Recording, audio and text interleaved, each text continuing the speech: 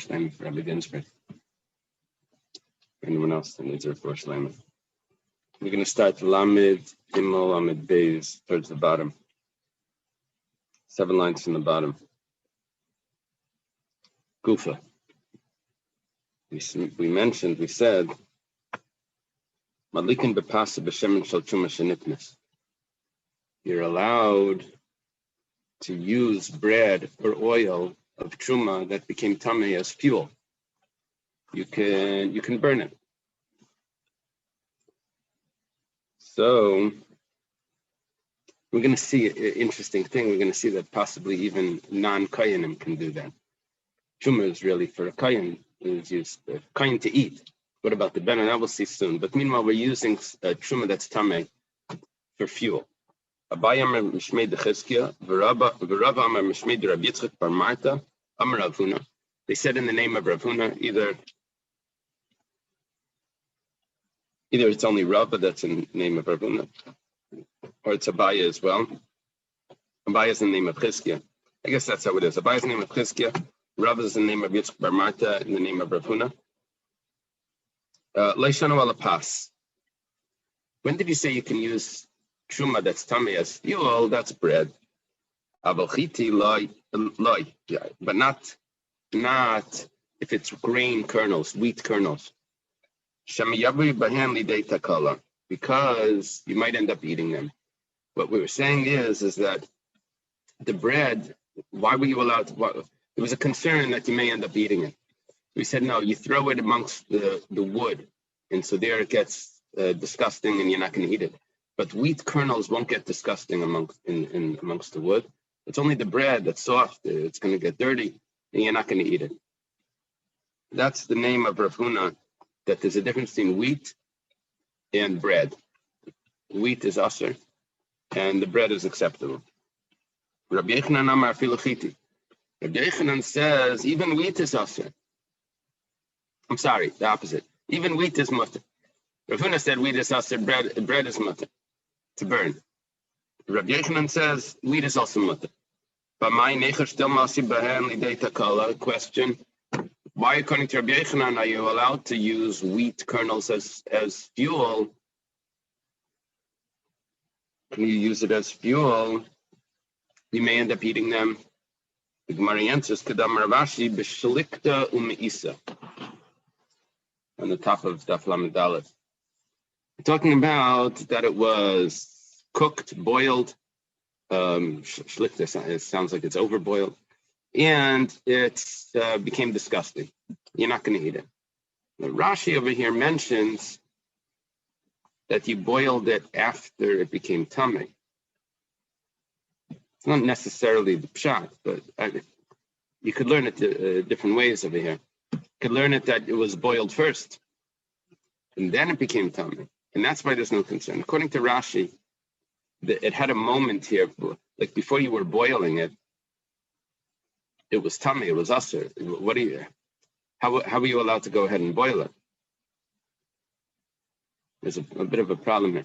Because we have a concern that you can't use this for fuel because you may end up eating it in the interim while you're putting it in there or whatever. So we said, no, you just throw it in, it's disgusting. There's no interaction with it. According to Rashi, there is interaction with it. You're going to boil it. Maybe while you're boiling it. I don't know. Whatever.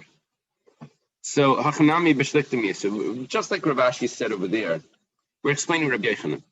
How does Rabbi Yochanan allow you to use wheat kernels as fuel? You may end up, maybe it's takala, you may end up eating it. We say that they're boiled and they're disgusting, you're never going to eat it. So, that's based on a comment that Rav Ashi made regarding something else. Now, we had a machlekes here, Rabbi Yochanan and Rav Huna. Rav Huna says that it's asur to use wheat kernels. What does he hold? He holds that you may eat it before you boil it. Just like what I mentioned, the problem, the way Rashi learns it in Rabbi Yochanan, is that while you're boiling it or before you boil it, you may end up eating it. It wasn't disgusting. That's what Rav Huna is concerned of. That's why he says it's asur. Rabbi Yochanan wasn't concerned about that moment. Where do you get this answer from? We got it from a statement from Rav Ashi. Where did Rav Ashi's original statement? What was it referring to? Bahadamar Rav Avin Bar Rav, or what is it? Baravada? Baravacha or Baravada? Amar Rab Yitzchak. Abashal Gabel shall base Rebbe Haya. Gabel means that he would knead the dough. We had Abashal before. Anyone remember what Abashal had an opinion over here, an important opinion.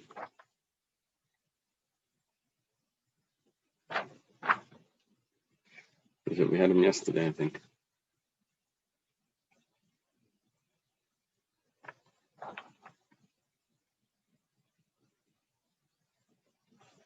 Who is it? Abashal.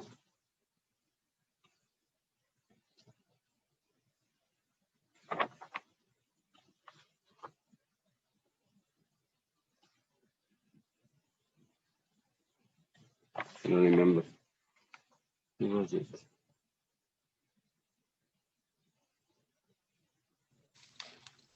Something to do with Truma, disagreement with the Chachamim about Truma.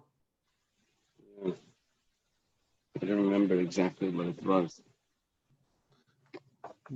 About the quantity versus the value. Was that Abashal? Oh, maybe you're right. Maybe you're right. That was a Machlekes Rabbi Akiva and Rabbi Yochanan, the Blessed Chisma.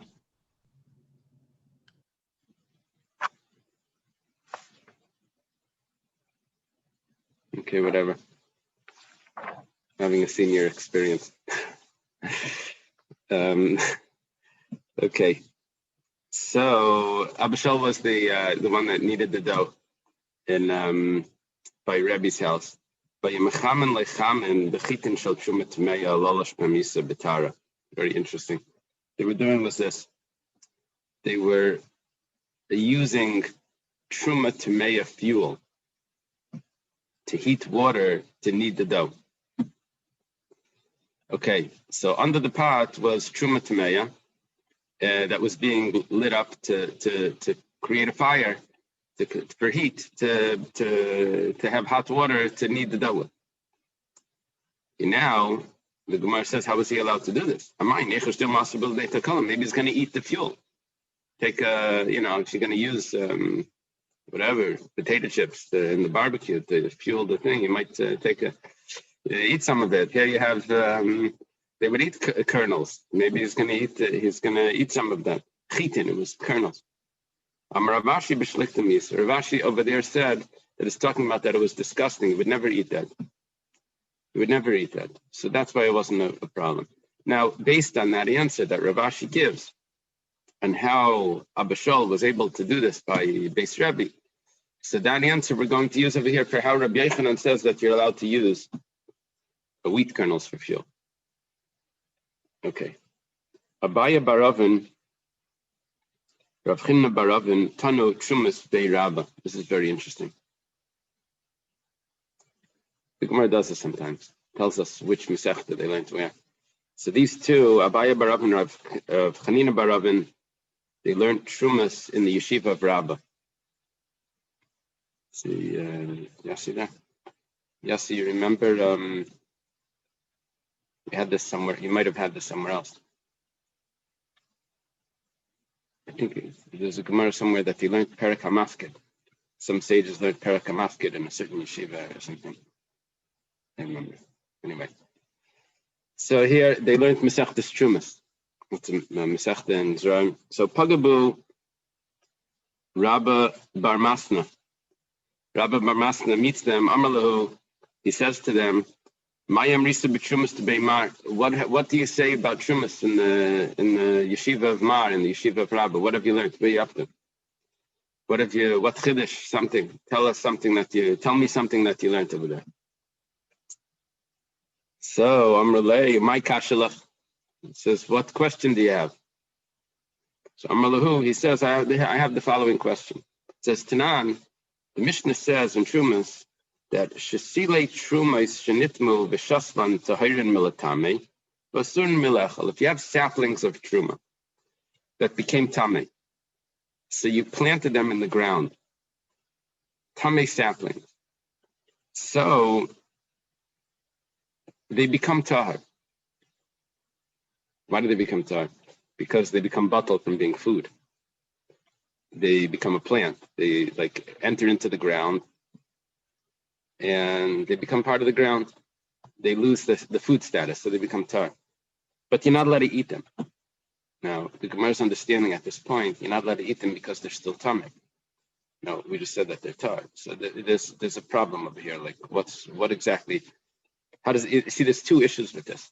One issue is that they're truma, and the other issue is that they're tamei. So when you're putting it into the ground, which issue is going off? So we said the tumah issue is going off. The Gemara asks, if they're tar, so why can't you eat it? The tumah issue went off. The impurity went off when you put it in the ground. So Amrulay, they responded to Rabba Bar Masna. Hachi Amar Rabba, our teacher Rabba said, Maya Surin, what does it mean that it's asur? That it's asur to eat? You said that it's tar. If it touches other liquids or something, it's not going to make it tamei. Why can't you eat it? Asurin lezarim. The tumah went off, but the truma didn't go off. It's still truma. So a non-kayan can't eat it. Very nice answer. There's two issues on this. Only one of them gets resolved by planting it in the ground. So what's the chiddush? Gidule truma. It's coming to tell me that when you plant truma, it remains truma. Kanina, I learned in another Mishnah. It says gedule truma.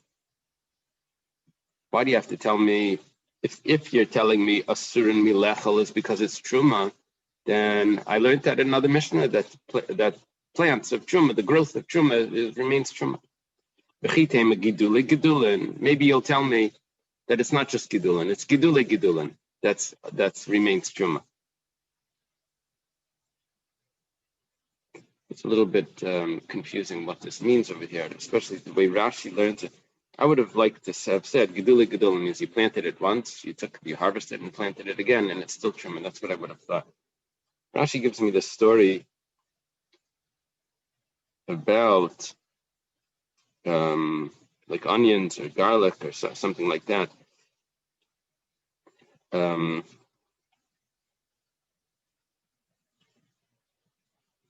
He says gedulin means a cabbage, that a small cabbage continues to grow, so the leaf gets bigger. That's gedulin.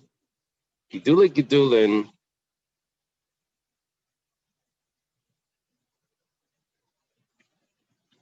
is like a garlic that you put one in and then you come out with 6 afterwards. It's not just that it grew larger, but it grew new ones all around it. Okay. So maybe it's coming to tell me gedulin. So he says, "Am I kamashman?" And what would the chiddush be? B'davar she'ein zarikala. The chiddush would be something that doesn't rot in the ground. Some seeds, you put them in the ground, you can't eat the original seed. The original seed rots, and then you grow into something new. But when it comes to garlic, the original piece that you put in the ground, the bulb, whatever it's called, put it in the ground, it grows larger, and the original one is still there. I don't know if you can tell which one is the original. Can you tell? No. No, in cells, when they replicate, I don't know if you can tell which side was from the whatever. I guess one is the original, one's the new, but I don't know. Okay, so what's the chiddush? B'davar she'ein zarikala, hanami tanina. That we know as well. So it's still no chiddush. Why? It says hatevel. Let's say you have grain that the truma wasn't taken from yet. Trumas and mices weren't taken. It's called tevel. You can't eat it. It's asur to eat. Gidulav, you planted it in the ground. So mutarin b'davar shezarikala. If it was grain, so when you plant grain, you never eat the original kernel, the original piece of wheat that you put in the ground. That you don't get. You'd only get the stalk. So if it's bedavar shezarek kala, the wheat that you put into the ground that was tevel, that rots. What are you growing? Something brand new. So that's mutter. What's brand new is not tevel. Now, mutter means that it's not tevel, and therefore, although I still have to take chumas and maisus if I'm going to put it in the granary and pile it up and all of that, but as I'm walking by, I'm allowed to eat. I'm allowed to eat without taking chumas and maisus if I'm in the field, if it's arai, if it's temporary. The problem is when you start taking it home and putting it on the table, and so. But temporarily, you're allowed to take a taste from things in the field, as long as it's not mamish tevel. If it's real tevel, then that's an issue. But here, it wasn't. You're allowed to eat from it. So because the seed rots, and you grew something new. But if the bulb of the garlic is still there, or the onion or whatever it is, then you can't even eat what grows from the growth. Rashi uses a French word for small onions. It says tibush. Sounds like tibble, right? Sounds like it's like the Yiddish. Probably German. Okay. So what he's saying here is, what's your chiddush? If you're telling me it's usher to eat for a zar because it's still considered truma, then I know that already from other places. He doesn't like the answer. Ishtiku, they're quiet. They don't know the pshat. So Amalei Midish Mielach Baha, so they say they return to him and they say, do you know anything about this? So what is your teretz? So Amalahu, so Rabba Bar Masna says to them, he says to the two students of Rabba, he says, Hachi Amar Rav Sheshis. Rav Sheshis has a teretz for this. It goes like this, Maya Surin. What does it mean that it's prohibited to eat? In other words, we said that if you took saplings of truma that's tamei and you put it in the ground, it becomes tar, but you still can't eat it. What does it mean you can't eat it? It has a different issue. It has an issue of hesech hadas. Truma needs to be guarded. You put it in the ground and you walked away. It's not being guarded, so therefore it's asur to eat. Hani chalamanda amar, the Gemara needs to clarify what's the issue of hesech hadas. What's going on over here? It's good according to the opinion that holds hesech hadas psula gufa. It's possible that hesech hadas means that you passed it. You didn't have concentration. You took your mind off it. It's possible. Don't eat it anymore. Shopper, then fine. But there's another possibility. Hesech hadas could mean that I don't know if it became tamei. Now, is hesech hadas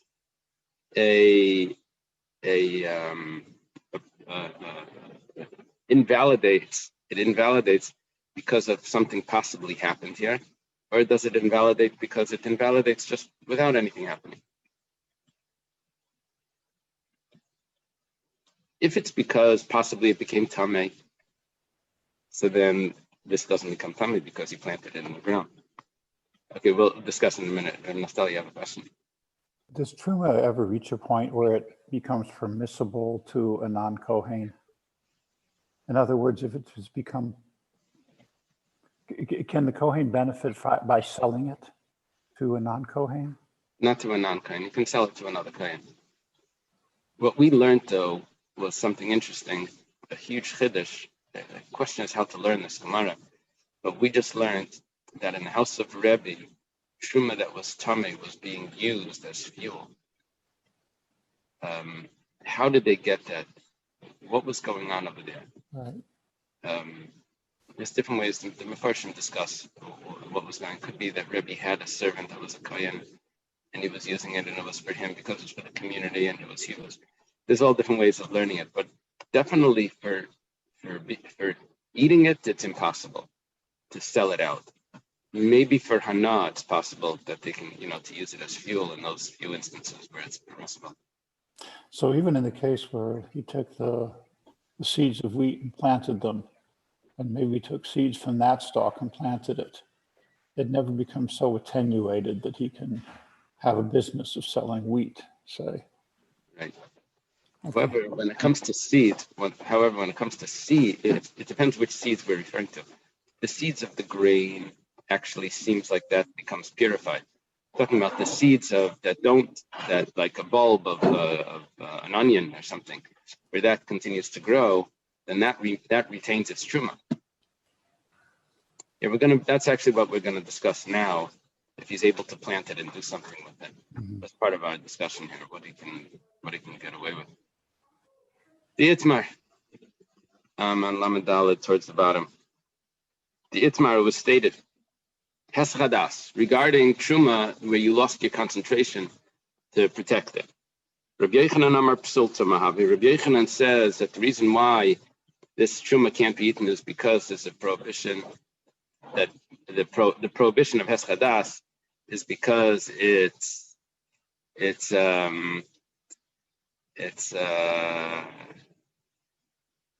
could be it became tummy, could be you weren't concentrating.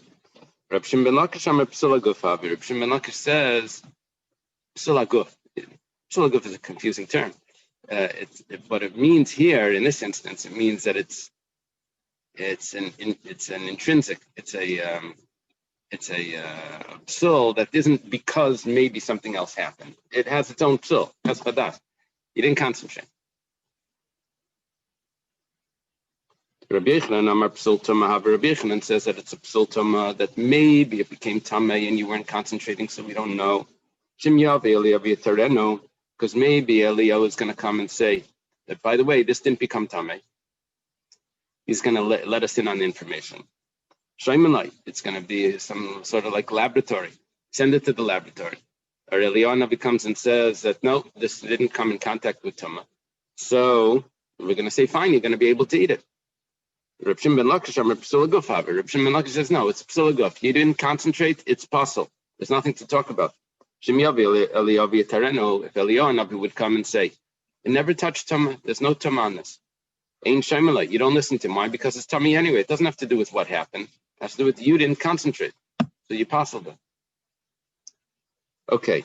And now our question is that according to Rabba Bar Masna's teretz, where you planted truma, and now you can't truma tameya.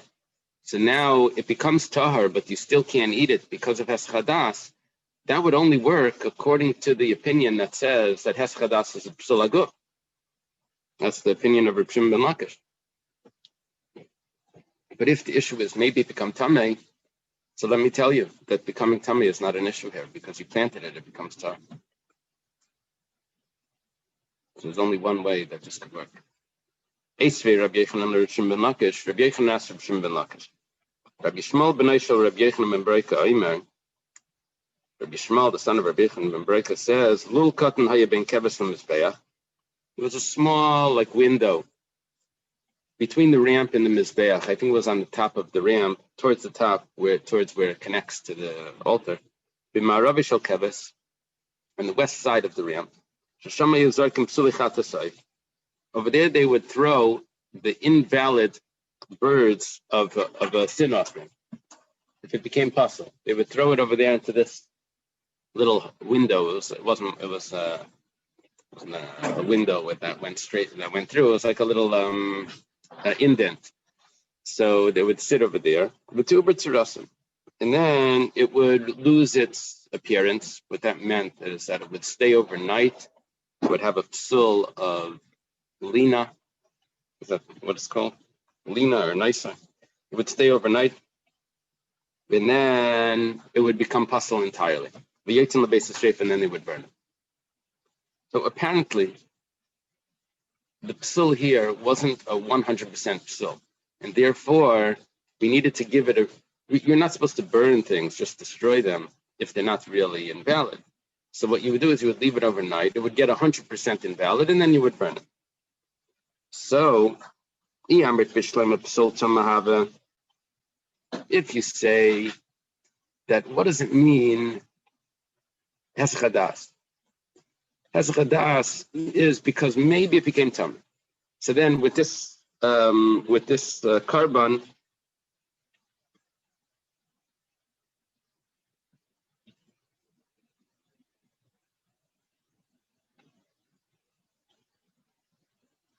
guess is this going to be also a Heshadas? We're trying to say that it's a type of psul that we don't really know that it's puzzle, if it's really puzzle. So we have to leave it there so it gets 100% invalidated, and then we can burn it. Maybe Eliyahu Hanavi would tell us that it never really became puzzle. So we have to make it puzzle by leaving it overnight, and then you're allowed to burn it. But if you say that Heschadas makes it that it's 100% puzzle, then why do you have to leave it overnight? It's puzzle. It has its intrinsic psul. But we have a rule. Kol shepsulai begufay. We're on top of Lamedal Ramid Beis. Anything that it itself is puzzle, in other words, 100% puzzle, you sarif miyad, you burn it immediately. You don't have to wait for anything. If it's really puzzle. Bedamu bebailin, but let's say the blood spilled or the owner became tummy. So then, then that's not such a clear thing. You have to leave it. It's not 100% puzzle. You leave the carbon or you leave whatever it is, and then the Yitzim basis Reifa. Pesach, maybe. You leave it and then once it becomes puzzle, then you can burn it. So this was a question from Rabbi Yochanan to Rish Lakish. Says if you learn like me that when something becomes puzzle, it's because maybe something happened to it. Heschadas is maybe something happened to it. Then I understand why you have to leave it. But according to you, it becomes puzzle 100%. So why do you have to leave it at all? Amalei, Hai Tana debate Rabba Baravuahu. It's impossible. The Rabbi Yochanan in Rish Lakish.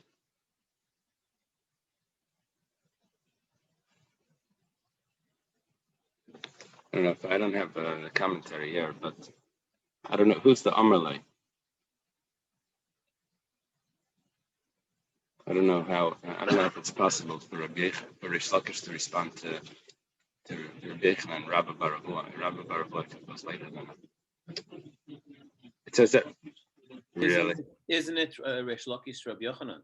Yeah, that's what I'm hearing. It's Rish Lakish to Rabbi Yochanan. That's what makes sense. The only thing is that I'm surprised that he would be able to quote a Tana that's taught in the yeshiva of Rabba Baravua.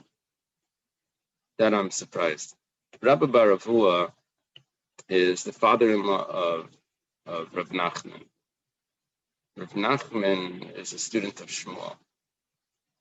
Rabbi Yochanan and Rish Lakish are in the days of Shmuel, Rav and Shmuel. I guess it would be a contemporary. Rabba Baravua would be a contemporary. Okay, whatever it is. I guess you have to be there.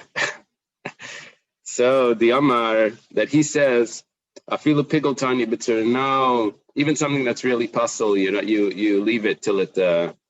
This is a different opinion. Basically, that's his answer. This is a different opinion. Yeah, I know you quoted to me that says you sarif miyad, you're supposed to burn it right away. This opinion holds that even things that are 100% puzzle, you leave them till they become more puzzle and then you burn them.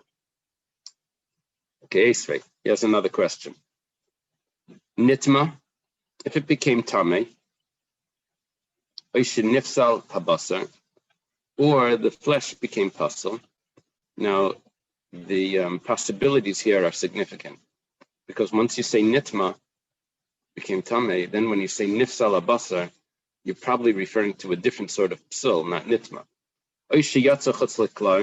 Or it left the area where the carbon was allowed to be, which is probably the azara in certain cases, or it's whatever. Rabbi Eliezer says that you can still sprinkle the blood. His opinion was dam afal pishel ein basar. Rabbi Eliezer held that you still sprinkle the blood even if the meat is invalidated. And Rabbi Yeshua says that you never sprinkle the blood without the meat. So if the meat is gone for whatever reason, according to Rabbi Eliezer, you can't sprinkle. Now, according to Rabbi Yeshua, you can't sprinkle. According to Rabbi Eliezer, you still can. Rabbi Yeshua agrees, even according to Rabbi Yeshua that says you don't sprinkle the blood if there's no meat, he agrees that if you did sprinkle it, if you did finish the service of the blood, the sacrifice is an appeasement, and the sacrifice work. It's not, you can't eat any of the meat. It's puzzle or tummy or whatever. Okay, my nifsal. When you said the term nifsal, what were you referring to? Lav beschadas. Is it not that you're talking about heschadas, that you lost the concentration of the meat, of what's going on there? Now, if you say that, what's the problem of heschadas, that maybe it became tamei? Now, why do we say that it's valid, the sacrifice is valid? Because there's a rule that when it comes to tumah that was done in a way that it wasn't done on purpose, there was tumah there, the tzitz, that means the plate that the Kohen Gadol wore on his forehead, worked as a atonement for impurity amongst in karbanos that weren't known. So we say like this, that why does the sacrifice work? Well, you had an atonement from the tzitz. And what was the invalidation here? Well, maybe it became tamei. Now, tuma it definitely became tamei. And nifsal means maybe it became tamei. It was heschadas. But if you say that, what does it mean nifsal? It means heschadas. What is heschadas? According to Reish Lakish, psula guf. It becomes invalid, nothing to do with tuma. It has its own invalidation. Am I heard, sir?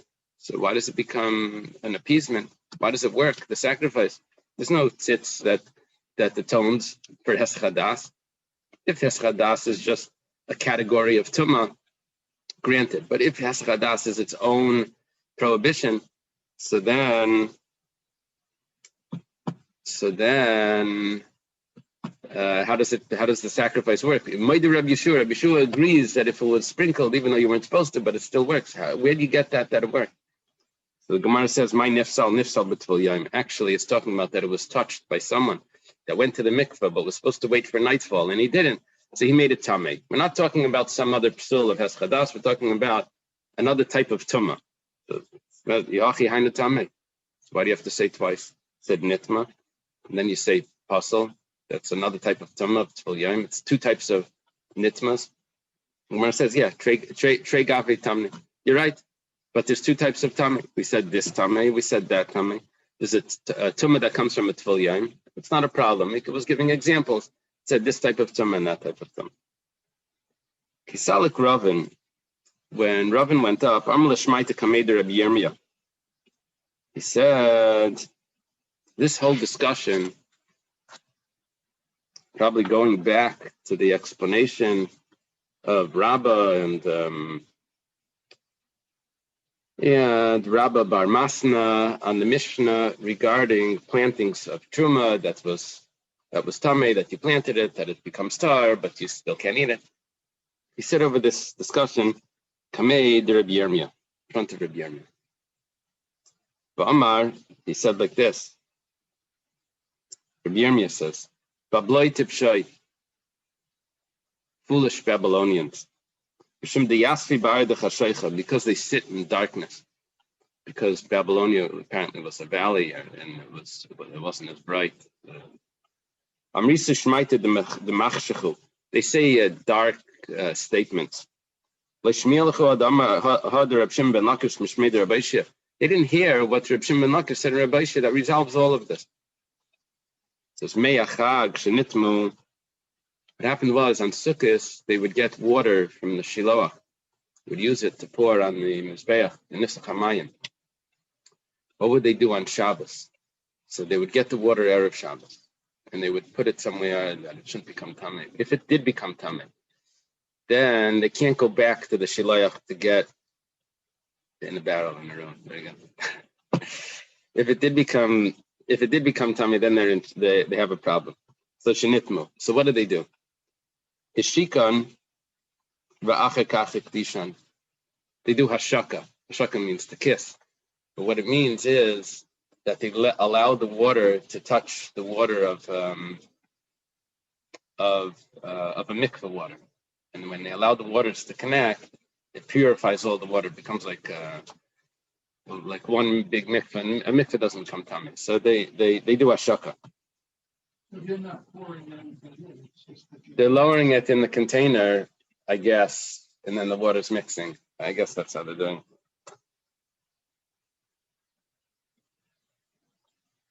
I guess if it's in a barrel,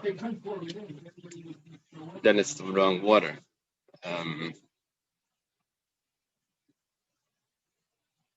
They didn't want to take from the pulley on Shabbos. There was a reason why. I think it was too much work or something. Take from the well. I forget why they couldn't take from the well. Okay. So Heshikan v'achaka chikdishon. If they didn't sanctify it yet, then tahira, and then everything is good. But ikdishon v'achaka cheshikan. But if it was already sanctified in the vessel, you see, it was in a barrel. Castle. The basic English expert said that it was in a barrel. It wasn't necessarily in a keli, in a klisharis. So then, but if it was sanctified, and then they made it the water's kiss, then tameim, it doesn't become purified. The Gemara says, 1 second, michti, zriya ninu, calling it zriya. Zriya means when you plant. So one of the ways of making a mikveh is that you have a well, you have rainwater, and you take city water, and you pour it into the rainwater, and it spills over. It's called zriya. It like sprouts over. So that's one of the ways of making a mikveh. So what it's saying is like this: you're planting. What's the difference if it was sanctified or not? You're planting the water. The water should become purified. It's going into a mikveh. So let it, and it's not like toiveling water, but it's another type of toiveling water. It just has to touch. So it should become purified. Alma, what do we see from this? That ein zriya lehektish. It doesn't work. Planting doesn't purify hektish. Once it's hektish, we have a special stringency that it doesn't work. When does Riyah work, planting? That's only by Chulin. By Hektish, we don't say that. We have a special stringency for Hektish.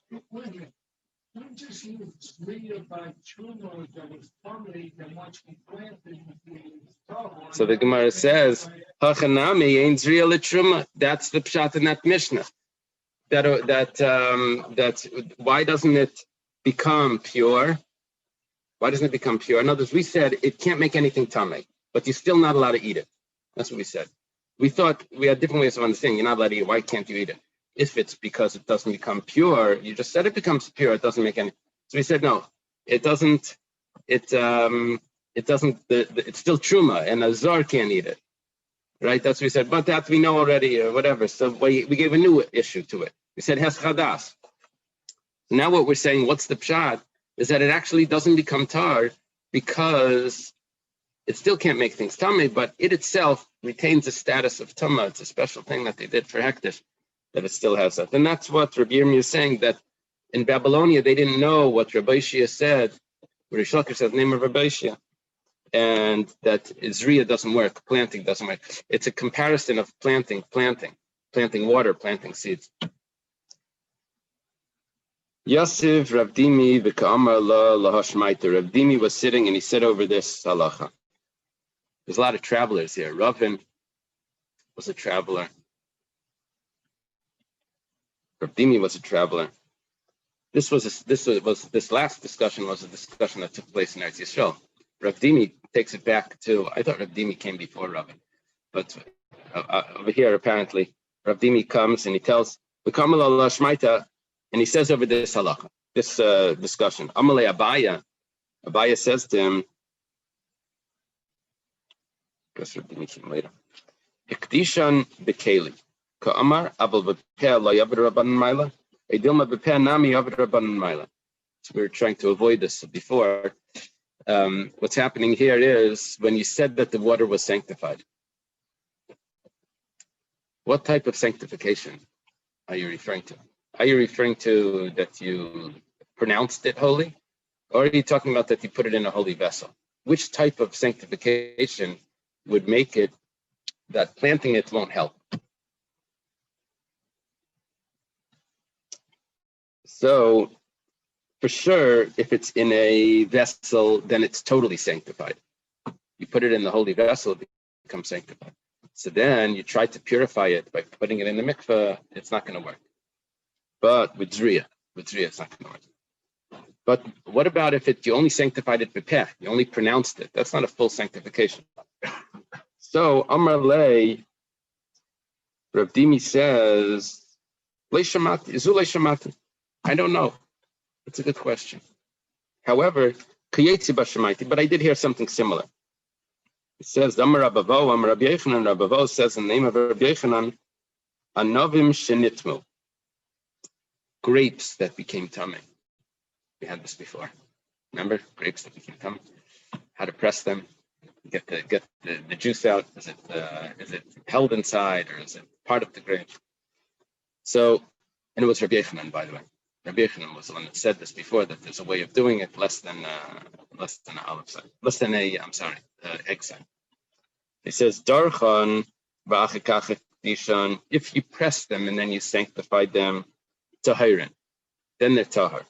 Hikdishan v'achikach darchan, but if they were sanctified already, and then you press them, now the grapes are tameh, but if they're sanctified already, then they're tameh. Then the wine that comes out is tameh. V'anavim the kedushas pen, how do the grapes become sanctified? Because you pronounce them holy. Guess it must be talking about truma, right? Actually, over here we're talking. The Gemara assumes that it's talking about wine for the nesachim, wine for the libation, for the pouring on the mizbeh. Anavim the kedushas penyan of afilu hachi avad rabban maila. Nevertheless, the rabbi said that once it was sanctified, then it retains its. Then it has a special status that it doesn't become pure. That the wine that comes out is tummy.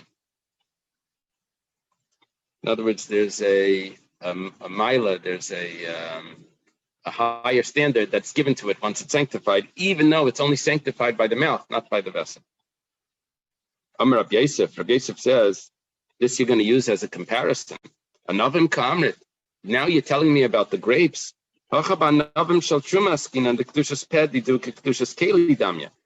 here, we're talking about grapes that never have a possibility to be in a vessel, because we thought we're dealing with grapes that's going to be wine, that's going to be used on the Mizbeach. So there's two stages there of sanctification. There's the first stage, which is pronounced, and then the next one is put into a holy vessel. And you're telling me that even once it's pronounced, it already has that status of Kedusha. But really, that's not the pshat. Really, he's saying, Rabbi Yosef is saying, really, we're dealing with Truma. There's never a holy vessel that it goes into. The whole Kedusha that Truma gets is just by pronouncing it. And if that's the case, pronouncing it by Truma is like you put it into a vessel. So you can't prove to me that in a case where you have two stages of Kedusha, that the first stage would also be. So the Kedushas Pedidu, Kedushas Keli Damya, Avalhani de Boy Keli Bepeh, Avalhani de Boy Keli, but those that do require a vessel, Bepeh La Yavid Rabbanan Maila. Then, if you only did the first part, the rabbis didn't say that the first sanctification is considered sanctified. The Gemara now asks a question: Darchan va'afilu tuva. If you press it, even if you pressed it a lot, we said before that Rabbi Yechanan says that if you press it, it could become pure. Darchan v'achikach ikdishan. Rabbi Yechanan, did Rabbi Yechanan say that? Rabbi Yechanan said it has to be pressed less than an egg size. The Gemara says, oh, that's not a problem. That's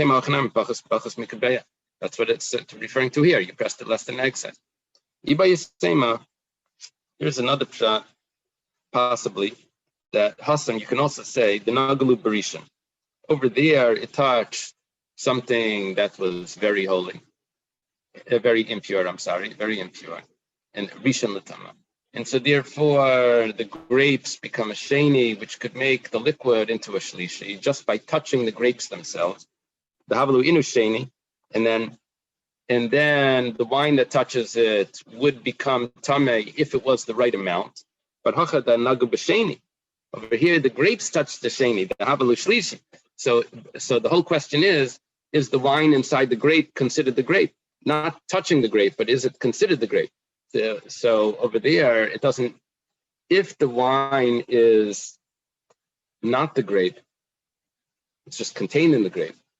And I don't care how much, how much the size of the grapes that you're pressing, because the grape can't give off any tumah to the wine, because the grape itself was only a shlishi, and there is no revi. Over there, we said it depended on the size, because the grape, if it touches the wine, it becomes tameh. It will make the wine tameh, depending on the size. But over here, the grape isn't that tameh that it could do anything anyway. Okay.